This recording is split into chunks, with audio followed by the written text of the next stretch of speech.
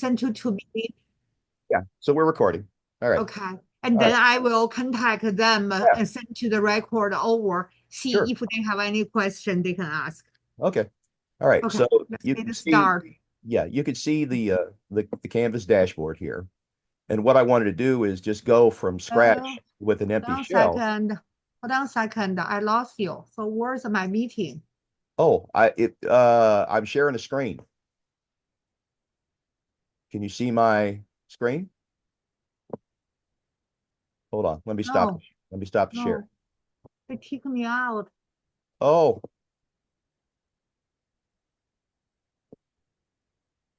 hold on.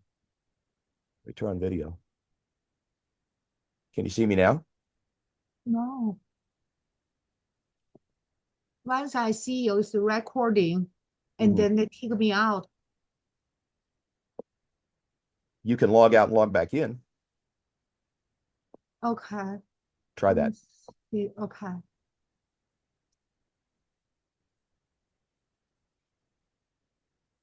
Okay. Now I'm in. Okay. I see you. You can see me. Okay. Now Mm-hmm. I'm going to share Chrome. Can you see that? Mm-hmm. Yeah. Okay, good. All right. So what I want to do is go from, building a course from a blank shell. So this is the shell for next term. All right. As you can see, it's empty. All right. And what you do want to do is import existing content. And since I have a course already there with most of the content, okay, is select a course. All right. And I want to select the previous term's course. I want to do all content. Okay. I want to adjust the events and the due dates. Okay. So this course is going to begin on, let me double check here. That's a Tuesday. So that's going to be the 19th. Okay. And it's going to, oh, wait. I have to go and look at the actual course first, when the actual course started, the previous, February 17th. February 17th. No, no. Mm. Well, February 17th for that week. But I need to see the original course's starting date. So I want to go here and look at the settings. And the original course starting date was November 16th. So that's what I want to put in. Okay. So November 16th, 2024.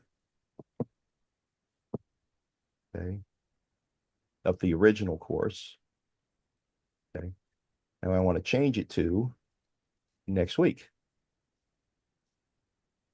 And so that's going to be Tuesday, the 18th. Okay.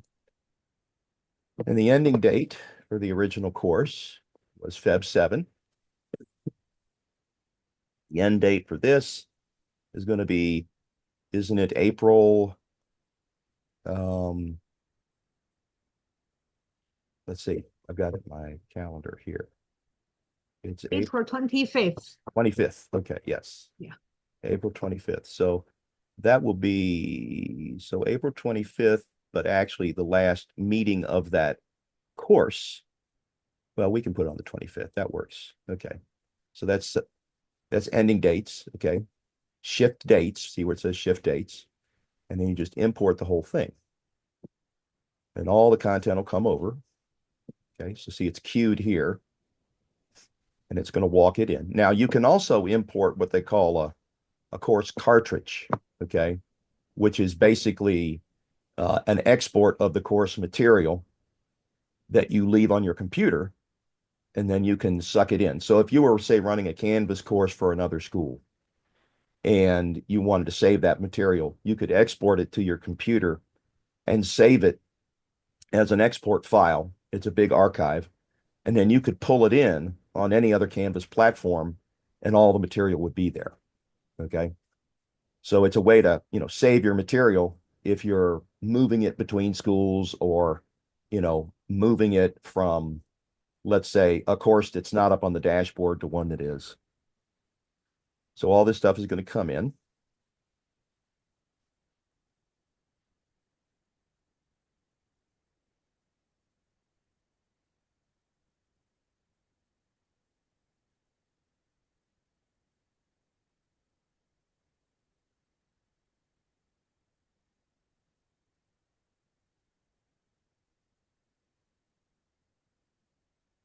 And then what we'll do first off is we'll show you how to set up a test with a test bank and how to make it so that when the kids take the test is different for every kid that takes it. And also, I'm going to show you how to see what they do during the test after they've taken it. You can look at the log and see if they're jumping off the test to look at another site. And if you see that, then you know to nix the score and tell them they got to do it again and they got to do it honest.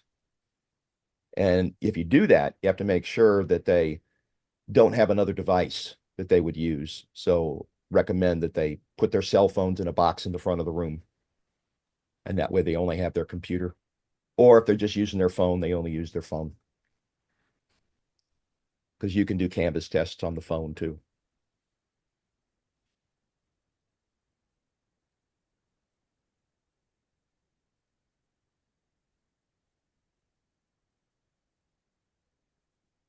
Okay. 3 issues. Let's see what they are. Couldn't adjust dates on some of the exams, right? So some of the stuff is going to be messed up. So now you go to assignments, right?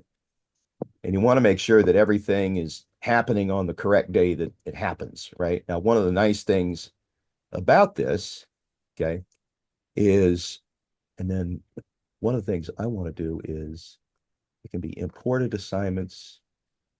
Imported assignments is 20%. This is 10%. Okay. And there should be by on a midterm at 70. Okay. So you don't even need this group. You can delete it. So that group is gone. All right. We've just got these 3 groups. And let's say you want to make sure and check the dates. You can click up here and say edit assignment dates. And you can edit all the dates in a block, okay, which is kind of nice. So as an example, all right, let's go and look. It's arranged them upside down, but that's okay. Starting in February, that's fine. All right. So instructors chapter exam, 22 and 23. All right. So I know from the syllabus, all right, that that is going to be, let's see here. Let's go to the syllabus. So here, that's the syllabus that it creates from the dated exams, automated, okay? But the syllabus from the previous course, let's go here. There you go, there's the previous course. There's the assignments. Where are you at? Get up. There you go. So, chapter exam 23-24 should be in week 8, okay? So we go here, right? Oh, wait, this is the, let's go back to the dashboard. We want this one. There's the assignment. That's the old course. Go to the assignments. Okay, 23 and 24. They're down here, right? And I've got them closing Feb 7. Okay. So they're towards the end of the course, right? Let's go to instructors exam. Here we go. I had them do Feb 5. All right. So we go here. We go to assignment dates. Okay. And we've got, let's see, the chapter exam available until, yeah, these are all opened up. All right, so we want to globally correct the dates, edit assignment dates, okay? And then what you can do is you can paste in the dates that the assignments are going to be due all in bulk. You don't have to go assignment by assignment here. You can just pick the date and pick the appropriate time when it's due. So since 23 and 24 down here, we're due February 5th, and February 5th was, if I look here, was the last week of class, right? So the last week of class in this term is going to be gonna be April 25th, right? So I would have it due by the last day. So by April 25th. So 4/25. Okay. So I go here, all right. I pick the date. All right. 4/25 due date. Okay. What does it got for course end? Let's go to settings here real quick. And his course end November 10th. Oh no. This is 2025. Right. So we have to have the course dates correct. This is make sure this is the correct bio. Let's go here to dashboard. Oh, because it ran all the same stuff over, right? Yeah, that's what it did. Settings. Yeah. See, it's got the old dates in here. So we want this to start.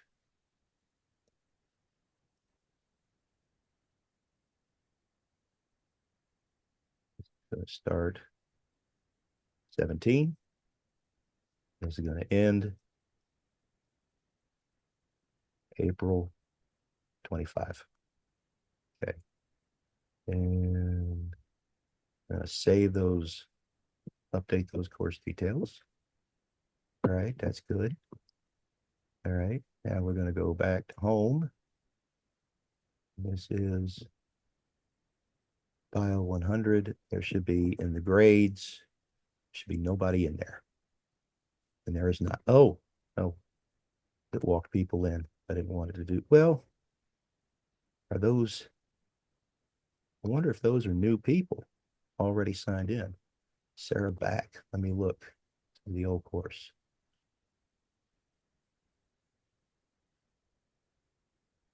Yeah, those are new people already in. Okay. So the enrollments already got sent in. That's interesting. I didn't know they were doing that. So these are all people that are going to be taking the course. New students. Okay. Because normally I have to roll those in, but they're already rolled in. Okay. So go back to assignments. Settings have been placed the way I want. Okay. This is these settings here. It's November 24. This should be not September 25. This should be February 25. Okay. And update. All right, that's good. So now when I go to the dashboard, it should say, all right, February 25. That's my course. So now go to the assignments. Okay. Edit the dates. Okay. We got February 5. Okay. Available until February 7th. That's fine. The same for this exam. Okay. Like that. Okay. Available until February 7th. Okay. 2025. Right. And you can go and set it available. It's due. The due dates are here. The available from dates, you want to trigger those to add when you're going to actually take the exam. Okay. So that would be that week. So February 2025, Feb 5 is not, that's not what we want to do. We want to do at the end of the course. Sorry. So over here, April 25 by April 25. Okay. And then April 25, 11:30 a.m. The course details, April 25, 12 a.m. So you want to make this, let's make this for the day before, just to be safe. All right. There we go. Cannot be after course end. It isn't after course end. Okay. cannot be before the course due date. Okay. Available until April 25th, 11:59.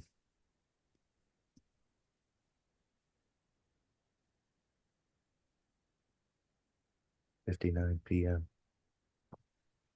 All right, let me update this. Update this. And then I want to check the settings again. Oh, see, it keeps. I got to update this. Bing, bing, bing, bing, bing. Okay, again, Feb 17, April 25. Update course details. Yes. There you go. That's better. Now, when we go back to assignments, we should be cool. So let's look. Yes. Got that. Close that up like this. Now we go to the assignments, and those dates should be fine. Assignments. Where you at? Blah, blah, blah, blah. There you are. Now bulk edit. There you go. Now we can do it. Okay, so this is a last week assignment. Okay, is due by April 25th. And it should be fine. Available until April 25th. Right? Because again, the setting should be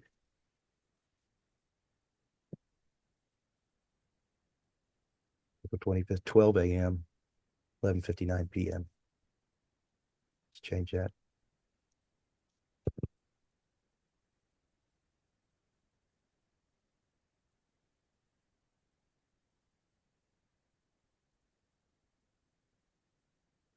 There you go. PM. There it is.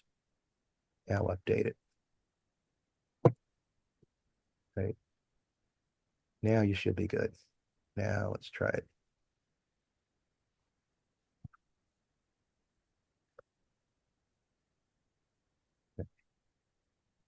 Fresh.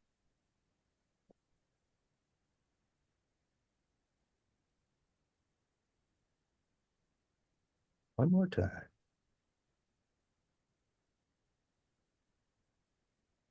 And then we'll want PM.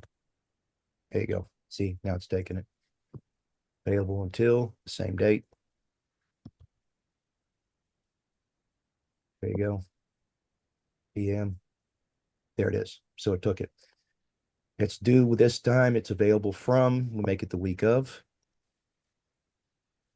Okay. So start it here the 21st at midnight, and we're good. Those same dates will go here for this assignment. Okay. And the available from as well. Just copy and paste it in. Okay. And you can update the assignments. Okay. Hit save, it updates it. I have to do this for all of these, but it's going to automatically apply that to the syllabus, and the kids will know when that exam is due. So if we go now to the syllabus, you'll see that assignment 23, 24. Okay. See down here at Friday, April 25th. So as you adjust the dates, they automatically show up not only here in the syllabus, but they also show up in the calendar. So if you go to the calendar and we go to April 25th, okay, and we click on our course, Feb 25, there's the assignments. Okay, so if we go here, April 25th, there they are. Okay, instructor's exam 22, instructor's exam 23.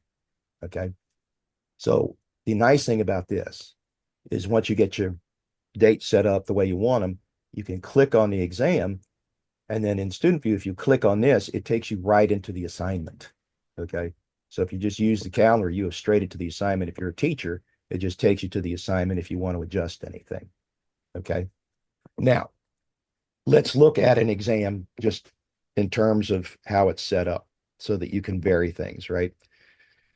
You've got settings for exams, the quiz type, a graded quiz. What are some other types? Surveys and practice quizzes. Okay. Assignment group quizzes. Okay. See here, shuffle answer. Okay. So that means that the choices can be anything for any student. Okay. The time limit. Okay. So it's like 20 questions. So you could say 25 minutes. All right. Allow multiple attempts. I give them 2 attempts. Okay. Let students see their quiz responses. Okay. So only after their last attempt, you could do that. It'll see what's right and wrong, but it won't tell them what the right answers or the wrong answers are other than the one they selected. Okay. Show questions one at a time. Okay. And then you could set it up to lock the question after they answer it. All right. Require an access code. They have to have that access code from you to get into the test. Okay. And then you've got the due dates and everything else. All right. So it's not going to open till the last week. Okay. They have to have the passcode to do it. All right. And then it's assigned to the entire class. All right. So you save this. All right. Now, the nice thing about Canvas, one of the things that features that it has is it has what's called student view. So I can go into student view as if I'm a student. All right. And I can take this test or see how the course looks to the students. Okay. So that's the nice thing about that is if I want to see what a student sees in the student view, I can do that. And I can see if I've configured everything the right way. Okay. So when a student says, I can't see such and such in Canvas, you can go in and see exactly what they're looking at, which is really nice. Okay. All right. Now, let's say, just for the sake of, let's say we're going to take this test. Okay. Let's see, 23 urinary and reproductive, 23, 24. Where is it at? Yeah, 23, 24 instructor's exam. So I'm going to go in here and I'm going to leave student view and I'm going to open this up so that I can take it as a student, right? So you can do that. You can leave student view. You can go to the home page. Let's see. I want to go, there it is. Leave student view. Okay. All right. So now we go to 23, 24. Okay. I'm going to do 22. I'm going to hit this as an instructor. I'm going to moderate this quiz. What I'm going to do is I'm going to take as a test, I'm going to open this thing up, all right, as a test student. Okay. So you can go down here and you can see where it says change extensions. You can manually unlock the quiz. All right. We're just doing this for the sake of, because this isn't a published course yet. We're just doing this for the sake of taking an exam. All right. You can give them extra attempts if you want to. You can give them extra time on an attempt if you want to. You don't have to do that. Okay. So I'm going to save this. I'm going to unlock it. All right. Then I'm going to go back into modules. I'm going to view as a student. And I'm going to take the test as a test student. Okay. I'm not going to worry about what the answers are. Okay. So here I am, exam chapter 22, take the quiz. Okay. Begin. All right. Access code. I remember what I did. It was LINK 22. I can't get in without the access code. So submit. And there it comes. Okay. No thanks. All right. I'm not even going to worry about what the answers are. I'm just going to pick some answers. Okay. Not even looking. Okay. But see, if I want to go back, I can't. There's no way for me to do that. All right. Now, let's say I get to question 5. Gee, I don't know what the answer is here. I want to cheat. All right. So what I do is I I know I go to Google, all right, and I type in what is an osteocyte.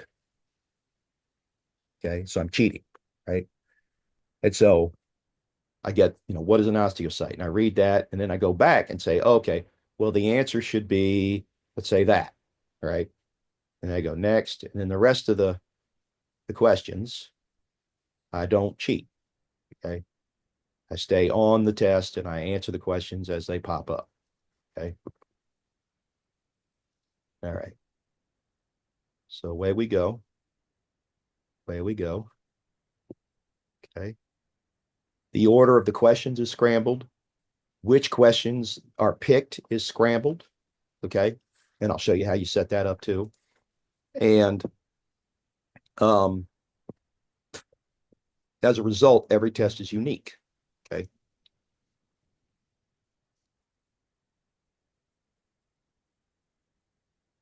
I'm just picking random answers. Notice everything here is multiple choice. I do that because the grading in Canvas for things like fill in the blank is is a little bit buggy. Okay. People can type a correct answer and it'll be marked wrong, and I'd have to go back and hand grade it. So multiple choice, there's no dispute over what the right and wrong answers are. Okay. So I just keep rolling. I keep rolling. Okay. Now I submit. Okay. Correct answers are hidden. So I hit next. All right. Quiz is locked until April 21st. Okay. So now I go out. So now I go back down to the bottom here. I leave student view. Okay. Now I go to the grade book and I go to that assignment. Okay. Test student should now see how I showed up. I'm a test student now.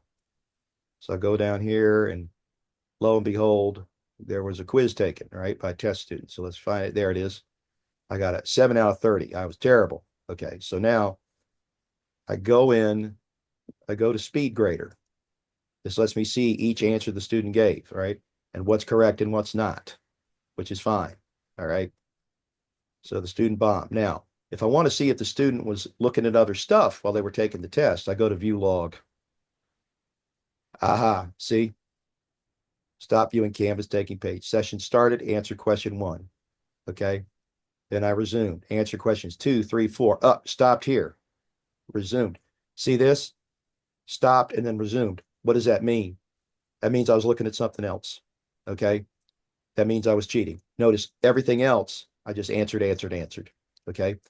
So what's the utility of this? The utility of this is you can inform the students that there are logs on every single one of their attempts that I can look at. And if you look at anything else while you're taking your exam, it's going to tell on you. Okay. And then I can blot out your score and say, that's a 0. You got to do it legit. Okay. So basically what it does is it allows you to proctor them even after the fact. Okay. And your proof is right there in the log. Okay. If you want to show them the log, you can just copy the log and paste it into the paragraphs, right? You can just sit here and take this whole thing, da da da da da. Okay. You can copy it and then you can paste this in here and you can submit that. Okay. As a comment. Okay. And then comment has been submitted. All right. And then I can edit the grade. Let's see here. Okay, I'm out. Let's get out of the log here. So go back into the attempt. That's the session information. So I want to go back into the attempt. Okay. So we can back up one. All right. There's the action log.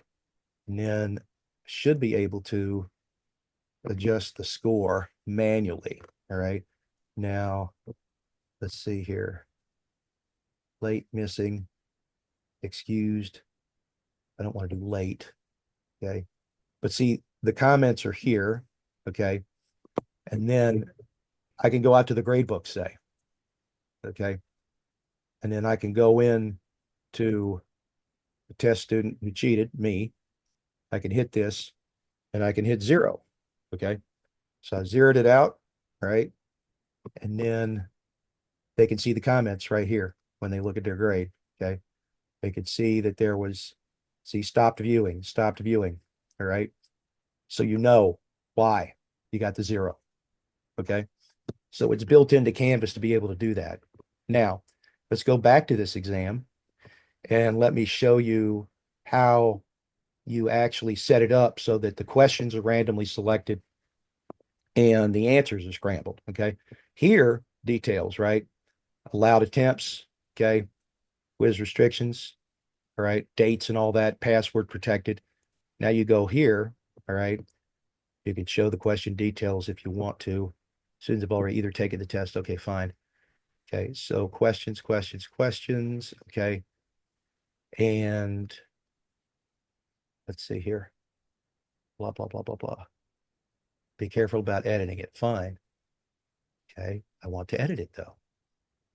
Let's see here. Let me edit it. Should not have it. Okay, fine. Okay.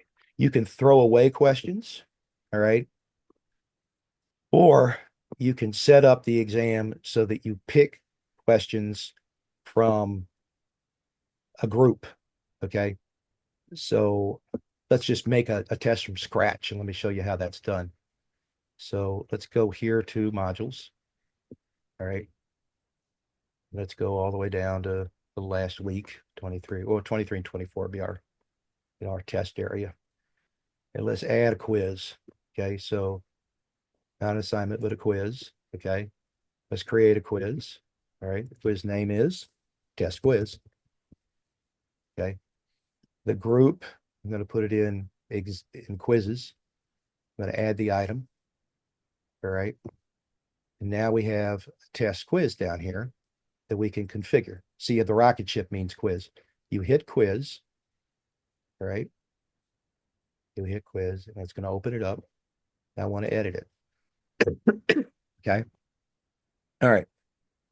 Graded quiz, shuffle the answers. Time limit. Let's take a 10-question quiz. 10 minutes. Okay. Allow multiple attempts. Let's just say 2. Okay. Keep the highest score. Okay. Don't let students see correct answers. Never do that. Let students see their quiz responses. Incorrect answers will be marked only after the last attempt. 1 question at a time. Require an access code. Okay. There's an access code. And then we could put a due date on it if we want to. All right. But we can definitely put, it's already timed. Okay. So we'll save this and publish it. Okay. And now we can go and edit. We can add some questions to it. So here we got questions. We can add a new question group. Okay. And we want to, let's create a group. And we'll call this, let's go back up. Okay. Let's delete this group first. Okay. Delete that group. So we add a new question group. Okay. We're going to link it to a question bank. So let's go in here and then let's view the course question banks. Okay. So let's say it was a 10-question quiz over 1 through 6. All right. So we could link this to 1. All right. All right. So instructors chapter exam 1. Okay. So let's go back. Let's go back again. Questions. New question group. Chapter 1 group. Okay.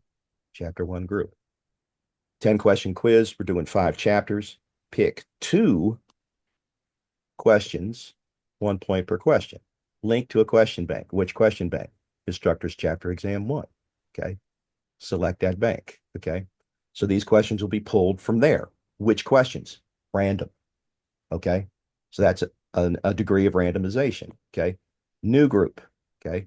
Chapter 2 group. All right. We're going to pull 2 questions from there. All right. We're going to link it to a bank, chapter 2. Okay. Select that bank.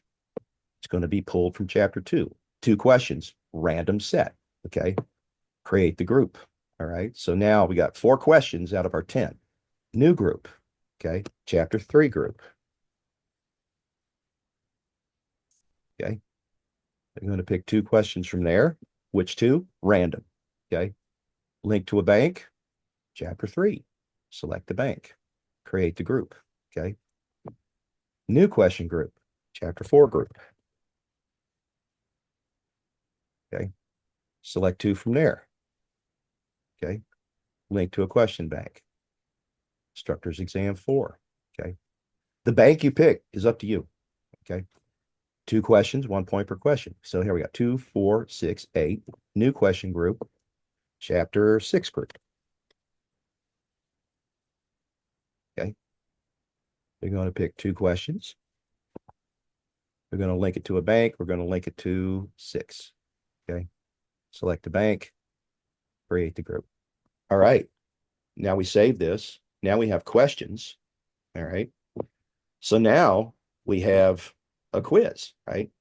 We can view this as a student. All right. We can take the quiz. All right. Here we go. Access code. Okay. I submit. Right. And then, you know, inferior to the umbilicus. I'm going to try and pass this one. Okay. Inferior to the umbilicus. Okay. Popliteal area. All right. Next.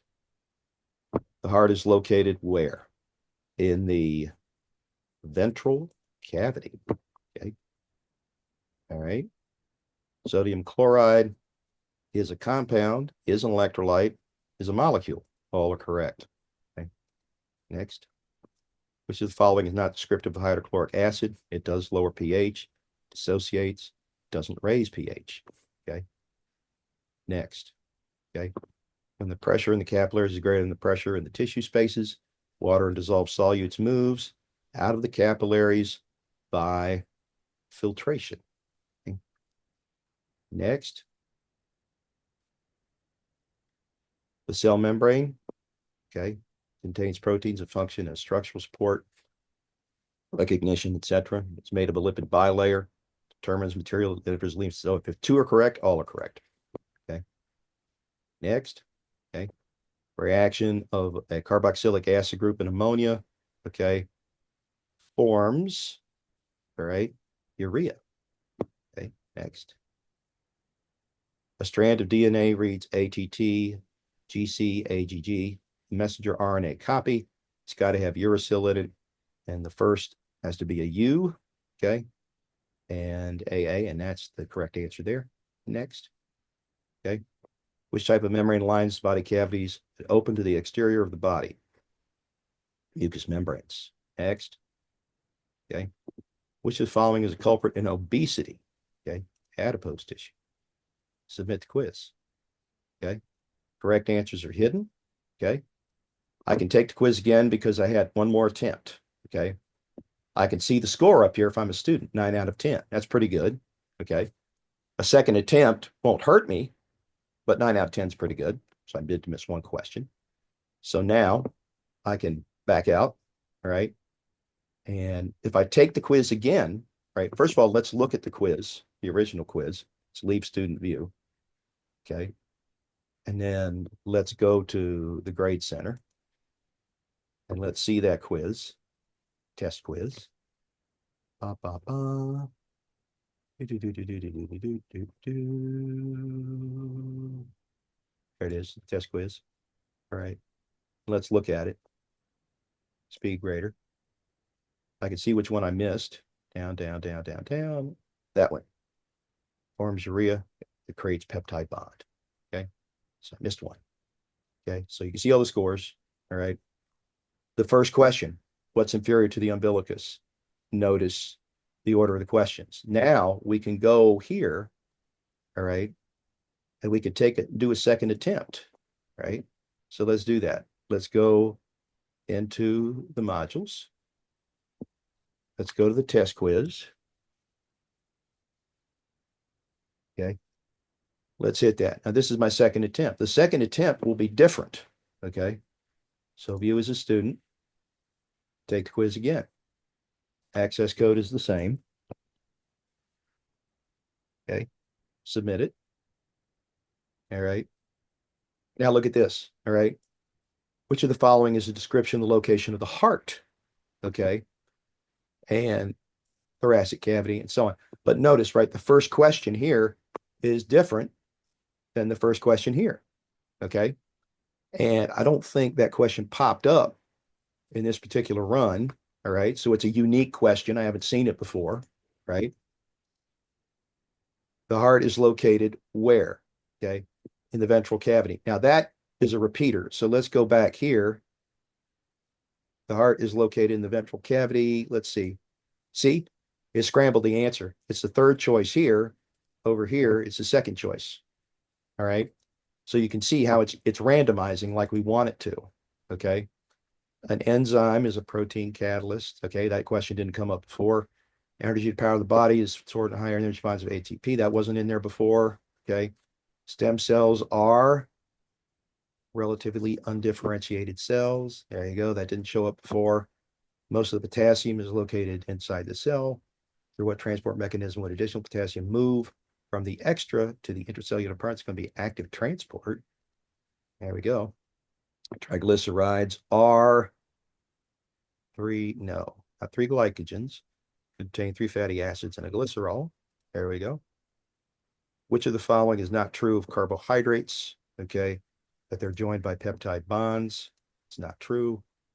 The epithelium is described as being avascular, meaning that it has no blood supply of its own. Which word is transitional epithelium associated? Okay, stretching, because it transitions from one shape to another. Okay, and there we go. And on this one, 10 out of 10. So it kept the highest score. Okay, and now I have no more attempts. Okay, no more attempts possible, unless I, as an instructor, made an attempt possible. Okay, and then if we leave student view, all right, and then we go and we look at grades, we're going to see on the log that I didn't cheat this time. Okay. So there I am, 10 out of 10. So you took the high score. So I can go into speed grader. And this time I just want to look at the log. Okay. Answer question one. Stop viewing. Why did it say I stopped viewing? I must have jumped back and forth to a tab. Okay. But see how all the rest of these I just bang, bang, bang, bang, bang, bang, bang, right in a row. Okay. But you can't flip over and look at a tab. You can't come off of the exam when you're looking at it, or it's going to record that. Okay. Anytime I'm not in the test, then I'm potentially guilty of cheating. Okay. So everywhere you see resumed, okay, then that's potential for them looking at other sources. So that's the beauty of the log right there. Okay. Now it was just a test quiz. I don't need it anymore.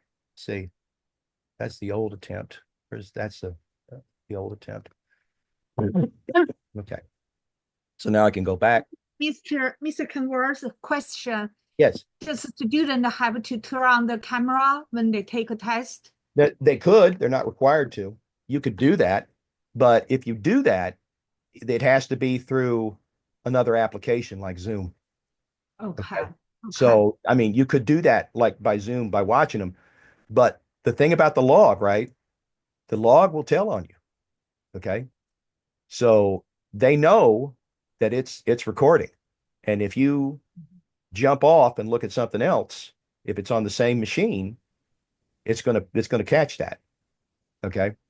So even if you don't get them at the time, you can get them after the fact, and you can just paste the log in there and they'll know, right? There's second attempt, there's first attempt, right? Where I cheated once, right? I didn't cheat the rest of the way.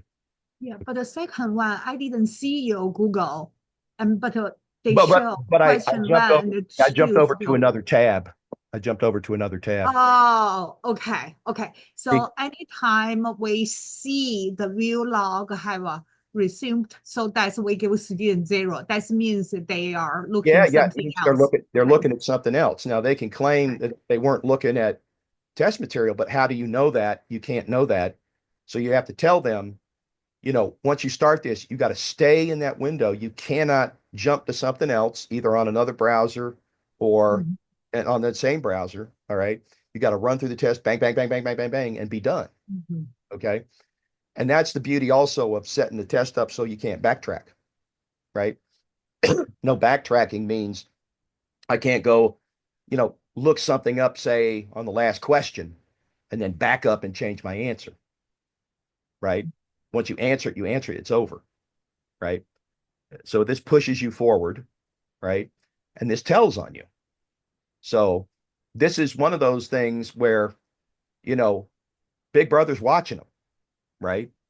If they cheat, they're going to get caught. There's no way they won't get caught, right? Unless they're using a second device, which is why if they're using a computer, they got to give up their phone. Okay. If they're using their phone, then that has to be the only thing they have. And they have to stay on that test the whole way. Okay. So this is a great way of going through and making sure that they're not looking at other stuff, right? Looking it up and then answering it, which is not what we want them to do. We want them to know it in their head, right? So this tells on them. This lets us know that they're either playing fair or they're not, right? So you can do the thing where you watch them while they take it. That's fine. All right. But this will catch them every time, the log. Okay. And all you need as proof is the log in the comments. Okay. They have to stay on that test the whole way. So this is built into Canvas, which is really nice. Right. And then, of course, the other thing Yes. is the bigger your test bank is, the more varied your tests are going to be. Right. And so it's going to be harder and harder to share information. Okay. I let them see what they missed, but I don't let them see what the correct answers are. So that's why you want to protect your test bank. Okay. Now, the other thing that'll happen, sometimes you'll get a question that's misconfigured. The student can bring that to you. If you see that, you'll see that on the speed grader, and you can go into the test bank and correct that question. And then it'll never be a mistake in the test bank again. I had that with some of the test banks in the math. They had questions that where the text was cut off, or they had fill in the blank where I wanted multiple choice, stuff like that. And I'm able to weed that stuff out, right? And then the test bank is what I want it to be every time. So this is like your fail safe. Okay. This is a really great way to make sure that they stay on task and do what they're supposed to do. Now, the other thing about the content, right? One of the things that I ran into building these sites is that some of the I ran out of space, okay, because I have lots of PDFs and PowerPoints that have embedded video in them. You can run out of space sometimes, and there's nowhere to store it on the server. What you can do if that happens is, instead of using the space on the server, you can make it as a link to Google Drive. Okay. So let me show you how to do that. Okay. Let's say I'm out of space, right? And we'll use this again. And I want to put another PowerPoint in here, and I have no more room, right? So I can go into Google Drive. All right. I can go into Google Drive, and I've got documents stored there. Okay. And let's go to my drive. All right. And let's say I wanted to put this tissues lab in there. Okay. But I'm out of room to do it. I can still do it though, because I can add it as a URL. All right. So add it as an external URL. I go here to Google Drive. I go to tissues. Right. And I go to share, hit share. Right. See where it says you can share any way you like. You can restrict the share, or you can say anyone with the link has the share. You can copy the link. Okay. And then you can paste that link in here. All right. And then you can get the name of the file. Okay. Copy that, put that here. All right. And then you can add it. Now look, it's down here, but it's down here as a file that's not on the server, but you can still get to it. How so? You just click on the link if you're a student, right? Let's do it in student view, actually. Do it in student view. So that's up top here, all the way up top. Come on. Whoop. Come on, all the way up top. You a student. So here I am, a student. I go down here, I want that tissues lab, right? And there it is. There's the presentation. It's not on the Canvas server, but it is on Google Drive. So here I go. It's going to open it up on Google Drive. Takes a second, but it'll pop. There it is. And then up here, I could say file. I can download it as a PDF or a PowerPoint. It downloads to my machine. And there it is. I have it. Okay. So it's a big file. It's got a lot of stuff in it. Okay. Embedded video, stuff like that. But I didn't take up any room on your server because I was out of room. Okay. So you can do that with files. You can do that with podcasts. Okay. You just link out to the URL. Okay. And that way you don't end up using space on the server that you can run out of. Okay. So this lets you put a whole much more stuff on here than otherwise you'd be able to. Okay. Saves a lot of space on the drive. All right. Other things. I always like to put practice exams in there, which are drawn from a similar but not identical question bank for them to take and test. And on those settings, those are different, right? So if I go in here and I look at this practice exam, see this unlimited attempts, right? And if I go into edit, all right, how have I set a practice quiz up? There's no time limit. There's no shuffling, multiple attempts. Let students see the answers. So this is not the test bank. This is the practice test bank. Okay. And then I tell them to go through and do it. I can assign any point value I like. I generally assign a very small point value to it. Okay. But it's a training exercise for them so that they can get ready for the real thing. Okay. That's why when students ask me, what's the study guide? I always just tell them it's just the textbook. Okay. There is no junior version of what you need to know in the course. You need to know everything that's in the textbook. So how do I know if I'm ready? You take the practice exam without peeking at the answers. All right. You don't look at those until it's over. And then you find out at the end what you've missed and what you need to concentrate on. Okay. Plus, you can come to tutoring, which I build into the course. So that's how I answer those questions. Okay. Basically, when students ask for a study guide, what they're asking for is, can we learn less material? And the answer to that is no. You have to learn all of it. Okay. That's how the course is designed. Actually, the way I answered that question the first time I was asked it, I said, yes, I could make a study guide for you with less material in it, and I could make the course easier, but then you wouldn't get your degree. Okay. And so they all agreed that no, we don't want to do that. So you just answer the question honestly, and that usually takes care of it. So we can remove these now because we're not going to use them for anything. Remove. Okay. Away those go. And when they vanish from there, you'll notice that they also vanish from the grade book. Okay. So if you look through here, test quiz is now gone, and those scores are now gone. Okay. So test student doesn't have any points. I do have points. Where? Oh, test quiz is still there. It should have disappeared. I bet it's still in the assignments. I think you have to eliminate it from assignments. Let's go in there and do that. Let's go to assignments. Let's go to test quiz. Yeah, you got to eliminate it from assignments. So now you delete that. Yes, delete that assignment. Okay. And now it should disappear from the grade book.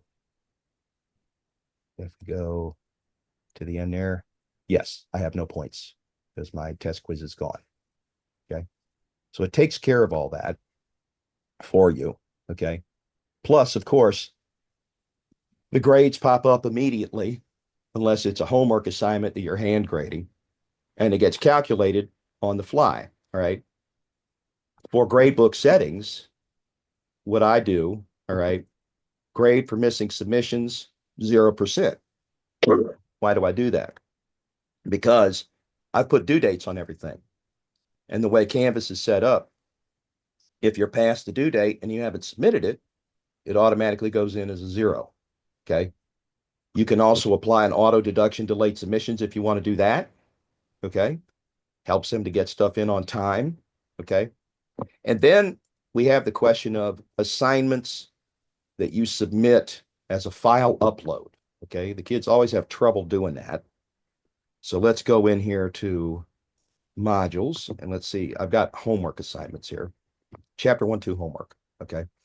So the way I set this up, you download this, you answer the questions, you upload it. Okay. So view it as a student. All right.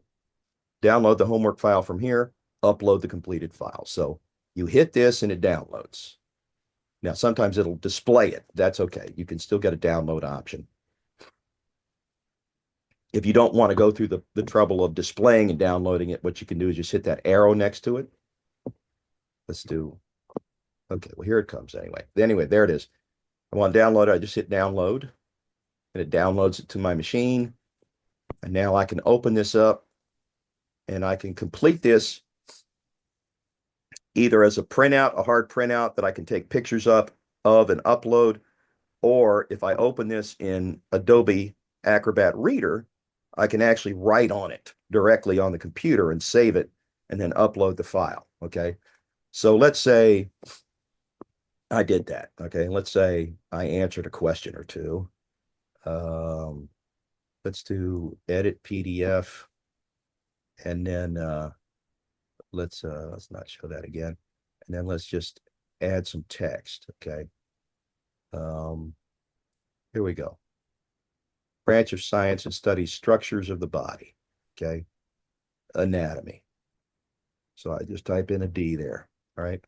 Now I can save as chapter 1, 2 homework, RLC. I'm all done. Okay. I'll save it in the downloads folder.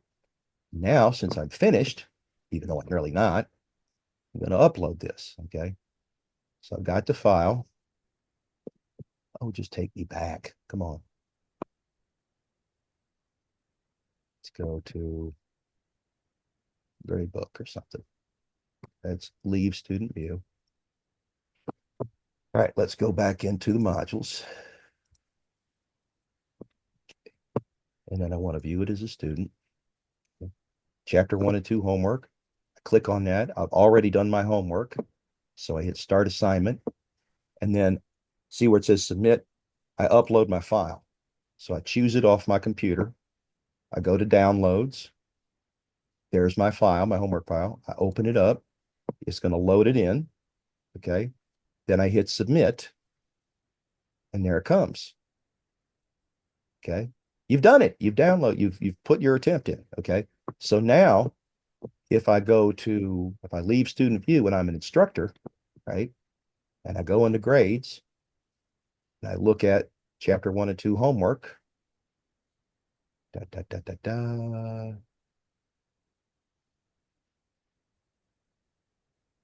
Here we go. Test student. Look at that submission, right? So I hit that. I go here. I get speed grader. I look at the file. Well, he answered one question, but still, it's not enough. So I'm getting a 0. And I'm going to write incomplete submission, right? And submit, right? And now when I go to the grade book, I'll have a grade there with comments. So if I go down to test student, da, da, da, da, da, da, da, da, da, there it is. Okay. If I view this as a student, which I should be able to do here, let's see here. I view this as a student. because there's the 0, right? And if I look at the speed grader, right, see where it says incomplete submission? I know that as an instructor because I put that in there, but I can go again to the modules, right? I can view as a student. I could go to my grades. Look, a grade. Click on that. Oh, okay. That's missing. Okay. But I've got it. Look at that. I've got hey, oh, incomplete submission. Okay. So I need to submit it again. Right. And that'll show up when the new file is uploaded as another attempt. And I can go back in and look at it and grade it. Okay. So that's nice. Right. Leave student view. See, it's nice to be able to see what the kids see because then you know if you misconfigured anything, something's not showing up. Okay. So there it is. Right. Um, there's your running totals, right? I had a assignment set to be due what? Which ones were these? These were chapter exam 22, 23, right? I had them do that to April 25th, right? So it shouldn't have been computing any of that stuff yet, but for some reason it did. But anyway, that's how you're able to sort of steer around and do what they need to do. Now, the other thing that's nice is that for content, okay, you can obviously put in, see, I do a lot of podcasting, but the podcasts are link outs to YouTube, right? So if I hit this, all right, I go to another site. Okay. And that's me talking. Okay. I don't have to store the video on the server because the video takes up a lot of room. And after about 2 or 3 podcasts, I'd be out of server room. So that wouldn't be any good. So, I mean, I ran into that when I was just building these courses. I very quickly was out of file space. So I had to go to offload the stuff to another site. But that's basically how it runs. Now, is there anything else that's worthwhile? Oh, if you want to bulk upload files, you want to do that in the file function. Okay. So you hit upload here and you can upload more than one file at a time. But like I said, I was out of file space pretty fast. So everything else I had to do, I had to use as URLs in order to get all the content in there. Okay. Let's see, rubrics. If there are courses where you have a writing assignment, okay, like an essay or something, there is a way to do it by adding a rubric. You can assign point values to each part of the written assignment, okay? And then all you have to do after you read the assignment is check the appropriate boxes. You build your rubric on your own, you check the appropriate boxes, and then it automatically computes the score for you. So that this gets appended to the essay they submit, okay?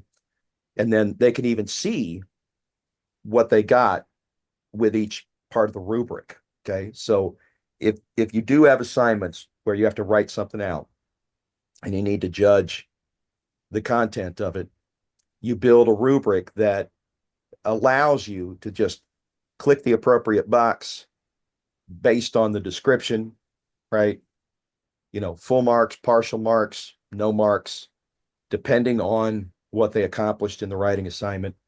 And then the grade automatically just pops up. All right. Now, you can also, because of SpeedGrader, with a submitted written assignment, you can put comments in the file. Okay. I don't have any written assignments, but if I did, you can put comments in the file like with an editor, and they can see exactly where they goofed up. Okay. And then you can add the rubric on top of that. I don't know if any courses here have written assignments, but this is how you would do it. Okay. My recommendation is that whenever possible, um, because of the nature of, what I do in the sciences, you want to make it as objective as you possibly can. Okay. The answer is either right or wrong, and then you don't have a lot of room for dispute. When you start to get into written assignments and subjective grading, that can be problematic. Now, it would probably be good for these kids because English is a second language. Okay. Um, but there would be subjectivity in it. All right. So, okay. And then you might wonder, what is Big Blue Button? Big Blue Button is just the Zoom counterpart for the Canvas package that you have. Okay. You don't have to have Big Blue Button as your virtual meeting option. Okay. You can, like if you go into settings, and you go into, let's see here, apps. All right. External apps. Sometimes there are platforms, Canvas platforms that have Zoom as one of the things you can load up. Okay. For instance, let me show you the Ivy Tech Canvas, and you'll see Zoom as part of their platform. So we go in here, all right, and I go into my course, and you'll see down here, all right, that Zoom is an actual menu item, okay, and it has um, its own menu, its own set of meetings. It works the same way as regular Zoom, but it's built into the platform, so you don't have to wrestle with Big Blue Button if you don't want to. It also will either record your stuff to the cloud or to your computer, right? The Zoom that I'm on is just my own Zoom. Okay. It's the free version. So you can get Zoom as part of Canvas, okay, built in. And there are also, I believe, um, virtual proctoring options in addition that will allow you to watch the kids while they take the tests as another one of these things that you can bring in as an app that allows you to, take advantage. Um, a sidebar here, um, for the sciences, McGraw-Hill, all right, has a lot of great virtual lab stuff, okay, for the sciences and for nursing. Um, so if we were to use their app, we could get access to things like their virtual labs, PhysioX, which is a platform where you can do virtual physiology labs, stuff like that. Okay. Virtual nursing is in there too. All right. Um, and it integrates right into Canvas, and then the assignments just populate in the Canvas shell. And then when they click on it, they go straight into the McGraw-Hill assignment and do it. And then the score automatically syncs up to Canvas and they have their score right away, which is nice. Okay. So that's just something to think about. Okay. Um, so those are just a few of the things that, you know, It are better. covers, Yes. it covers, can you show them big blue button? I think at the beginning, simple, just use the big blue button for Yeah. them. So if you Yeah, hit Big Blue Button, okay, okay. you can add a conference, right? And get a duration, right? You can add it to the calendar. Okay. Checking add will invite the course members. So we add it to the calendar, start date, end date, description. Okay.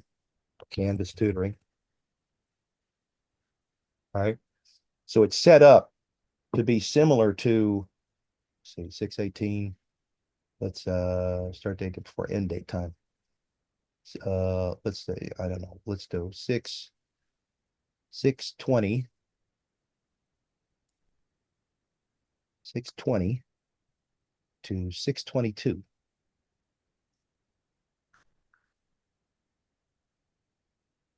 like that. No,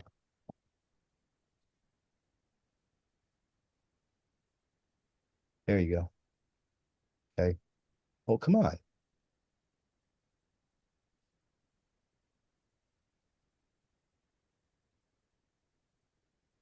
There you go.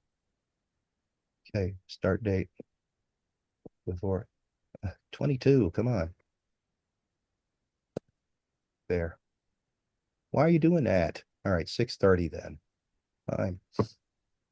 And you create it. Okay. There's your conference. You hit start, it automatically starts. And if you go to your calendar, all right, it'll show up in your calendar. So we're in February. This is the 12th. There it is, conference. So when you hit this, what does it do? It takes you, if you hit this link, straight into the meeting. Okay. And then what can happen when you're in Big Blue Button, right, is you can opt to have it record. Okay. You can edit the meeting here, add a calendar. Let's see. Enable waiting room, attendees, share webcam, blah, blah, blah, blah, blah. I don't know that it has this version doesn't seem to have a record option that I see. Maybe it automatically records it. I don't know, but they can definitely video conference on here. See, the thing about Zoom is you can record it to your machine or you can record it to the cloud, which is what we're recording it to the machine right now. Okay. So Big Blue Button is sort of a stripped down version of what Zoom is. It has a lot of the same features. All right. But as far as I can tell, I don't know that the record option is still there. I could try this. Let's push start and see what it does. Blah, blah, blah, blah, blah. Okay, how would you like to join the audio? Listen only. Okay, fine. And then let's see, screen sharing, multi-user, webcam chat. Da da da da da. Does it have share your screen? Okay, that's good. Share webcam. I don't see a record option. Let's see. Settings. I don't see a record option. So that's kind of a drawback. Okay. That is sort of a drawback. So um some Big Blue Buttons have a record option. I don't see that this one does. Okay. But you can in Big Blue Button, if if you open the webcam, it'll record you as you're speaking. Here I just have listening on. Okay. This is sharing your screen. Okay. You have to allow it to do this. Okay. And then you can share um you can share any of the windows you have open, just like in Zoom. It's kind of hard to do Blue Button within Zoom because we're doing kind of two things at once, and they're going to wrestle for control of the presentation if I do that. But I could do a Blue Button thing sort of separately for you guys, and then I could show you Zoom, and you can compare. Zoom is free if you get the free platform; you don't have to pay for it, and it has a lot of options. So it's something that you can use independently of. And of course, the other thing about Zoom, actually, it's not a bad thing to point out. Let's leave this here. Another thing to point out about Zoom, real quick. Let's go into Zoom. Is that when you have a meeting in Zoom, okay, you can, after the meeting is done, go to reports, okay, and go to usage, all right, and then see here, it says Canvas orientation, Canvas training. This is just, what's happened today. All right. And then you can hit this report, hit this button over here, and you can export that information. So here I have me all alone. That's when I started. That's when I stopped it. That's how many minutes I was there. Okay. And whether I was in the waiting room. So this is wonderful because it tells you if you were in class and how long you were in class, in addition to taking your attendance, right? So that's a great thing. Okay. Nice little add-on to Zoom. In addition, you can record in Zoom either to the cloud or to your computer, all right, as you actually give the presentation. And I would have to sort of play around with Blue Button to um, see what all the capabilities are. Okay. So now it's a concluded conference. Nobody else can join. Okay. What else? People, right? This is just who's in your class, and you can assign any role you want. Okay. You can remove them from the course. You can edit their role, right? You can say, well, you're a student, or you're a teacher, or a TA, or a designer, or an observer, depending on what role you want them to have. Okay. So let's say you had somebody in there that, was, they were pending. Okay. And you didn't, um, they weren't attending class. Okay. You could delete them and then they wouldn't show up in the grade book anymore. Okay. So that's sort of a nice advantage here. You can see their total activity, all these. So I know from looking at this, by the way, that all of these people that are in this course I just built, right, they are all old enrollees. So I can remove them from the course. Okay. Let's see. So yeah, I can just take them out. Lisa, These are all they old. can, Yeah. These are all um, old enrollees. Okay. So I can flush every one of them. I kind of thought that was weird. I brought over all the information. I guess it included the old enrollments. So, but the other thing about like when you look at this, see how, there's the name section, last activity reported, and how much total activity they put in, 18 hours, 20 minutes, and all that, right? So that gives you an idea of how active they are, which is nice. So you're able to keep up with that. So if they're having trouble, they're not attending, you can let them know. Okay.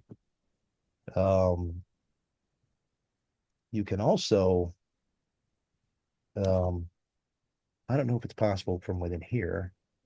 Maybe. I think it used to be possible to email them out of this in bulk, but I don't know that you can do that anymore. Yeah, I can remove all these people because they're not really in this new section. And then they'll disappear from the grade book automatically. Won't have to worry about it. Okay. And yep, away they go. That's good. Okay. That's pretty much everything I can think of. Editing, right? You have a syllabus. You want to edit it. You hit the edit button. All right. You can type your syllabus in text, or you can paste a file, an image file in there that shows up like your syllabus. Okay. You can paste in a PDF, or all you have to do is you hit this and you can upload an image from your computer. Okay. And then it'll show up as the syllabus in addition to the syllabus that's based on the due dates that you give the assignments. Okay. So they got two places to look for what's due when: in the syllabus generated by Canvas and in the calendar. I highly recommend the calendar because it takes you straight into the assignment and you know exactly when everything is due. So when the kids ask me, what's due when, I always just tell them the same thing. Look at the calendar and then you'll know. Okay. So that's beneficial. I pasted this in, for instance, as an image, right? And they got the grading scale. You can adjust, the grading scale too, right? So if you go into grades and you go here, let's see here. Grading scale, grade book. Let's see. Visual grade history. There's a way to play with the scale. Um,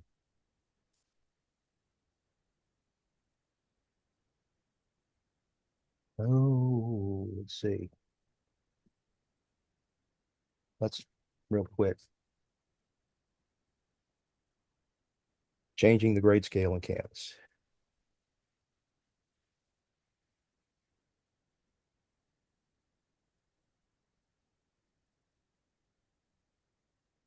Okay. Okay. Enable the course grading scheme. Settings page for the course. There we go. Okay. Settings page for the course. So you got to go into here. You got to go into settings. Okay. And then what does it say? Course details, right? Here we go. Okay, fine, fine. OMCC grading scheme. Okay. So that's the one that's activated. If you wanted a different one, okay, you could add a new grading scheme and then you could set it up the way you like it. Okay. And then that would be how all the grades are managed. Okay. So that's an important point too, right? In case the grading scale changes. So that's good. Um, I think that's everything for right now. So I will Yeah. save this. I will save this, Mhm. upload it. I'll send you the link. There'll be YouTube Okay. link, and Okay. we can get it out to everybody. Okay. So good. Yeah. Yeah. Thank you. Thank you. Thank you. Thank you. Thank you so much. It's Oh, no problem. good. No Yeah. problem. Problem. No problem. Okay. All right. You know that. You All have a right. good evening. Bye Thank you. bye. Thank you. Mhm.